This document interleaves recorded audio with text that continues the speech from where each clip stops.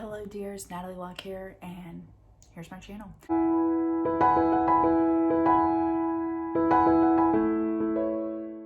Every month I do videos on my millwordy journey where I'm writing, editing, and critiquing 2 million words in 1 year. We're not doing so hot this month, but we're gonna work with it. This video, however, is a little different because I thought it would be good to do a fears video. And there's different aspects of it, little subcategories you could say on it. So even though I'm calling this a fears tag, I'm not tagging anyone. The reason for that is, one, I don't like to tag people. I think it's a mixture of laziness / I don't like to call people out. Not that I love it when people tag me, especially if I get a text ahead of time. Even if I don't get a text ahead of time, just be like, hey, I posted a video and I tagged you, that's fine. This video specifically being fears, I don't want anyone to feel pressured to share their fears, but I would like to share mine because I think it can be healthy in breaking down those fears and realizing what you fear is maybe not what you think it is. So the 3 categories on fears I have right now is personal, YouTube, social media, and the final one is writing. So for personal, my personal fears right now are being gone from home and having a 10-year-old and a 3-year-old. I worry about what it's going to be like when I get home. Am I going to really be able to acclimate back with the family and feel a part of the family? Is my son gonna even want to hug me when I see him? You know, right now he takes my husband's phone and runs around FaceTime and everything, and it's so cute because he'll grab the phone and he'll go into another room and go shh into the phone, and I go shh right back at him, and it's a very special moment. But I worry how much he's gonna remember. I always get torn up about these, but I mean, it's the subject matter, so that's why. So that is my personal fear right now, is how I'm going to help my youngest remember me. Will my oldest and I still be as close? Like, she likes to tell me things, but right now, anytime I talk to her on the phone, it's like pulling teeth to get her to talk. I'm like, how's school? It was good.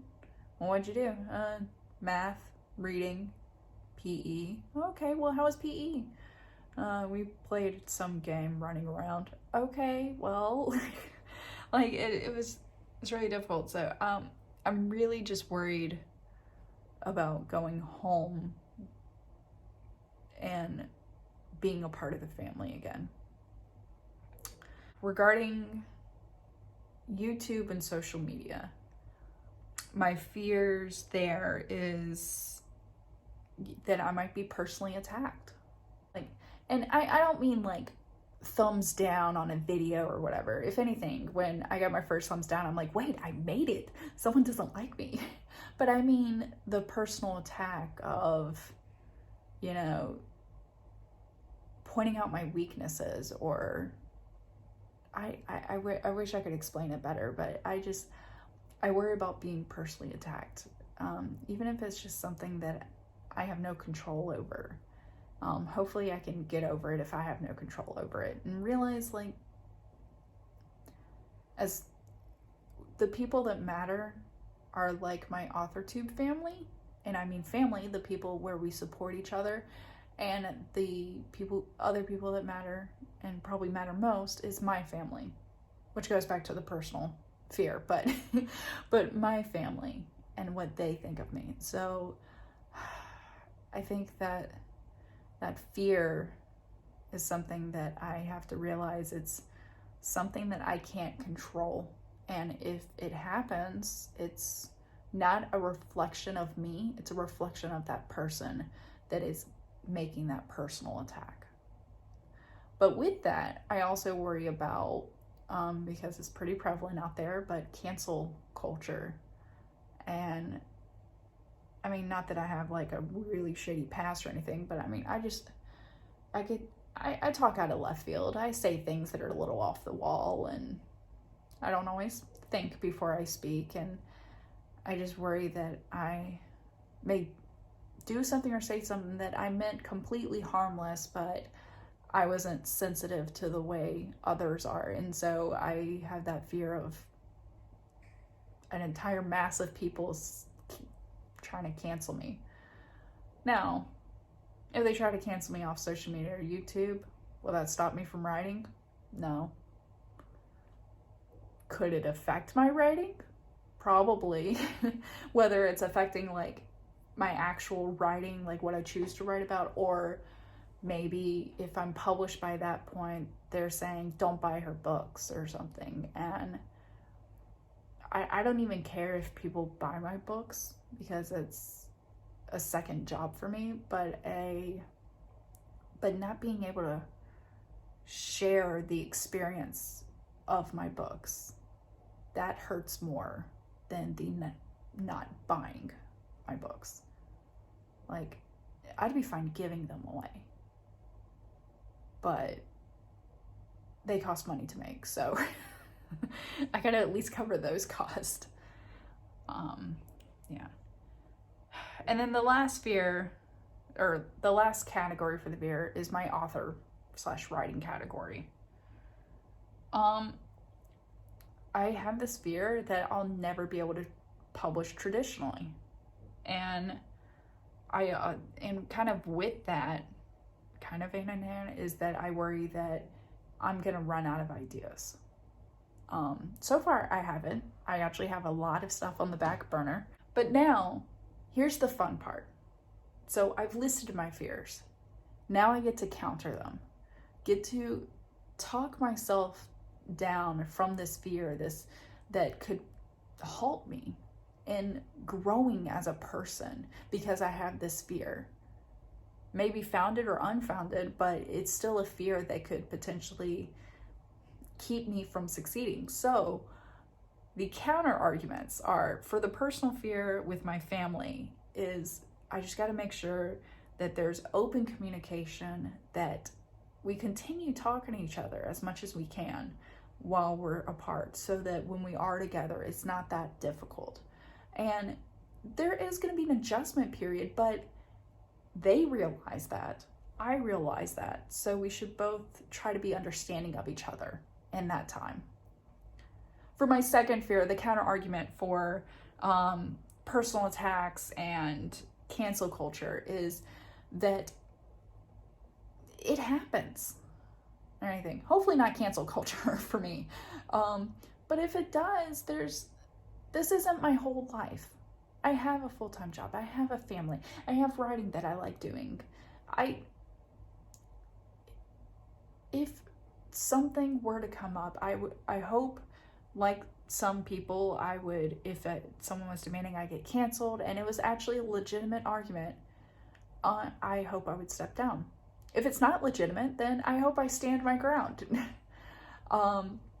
Regarding speaking out of left field, I just need to be more conscious of what I say before I say it, mostly during live streams. And I should also be self-aware of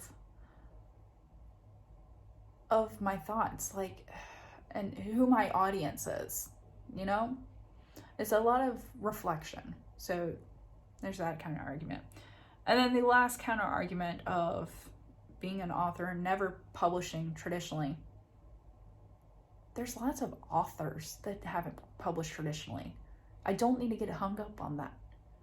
Yes, I would like to do that first, mostly because I feel like being self-published is a very cumbersome task that I don't think I'd be able to take on at this time. But just because I can't take it on this time doesn't mean I'll never be able to take it on. So I may shift timelines and stuff, but I could still publish. And I need to realize that's the real dream, is to be published, not traditionally versus indie publishing. So, talking myself out of that one. Oh, the other writing negative thought that I had of losing ideas, running out of ideas, is that I can't judge myself in a slump.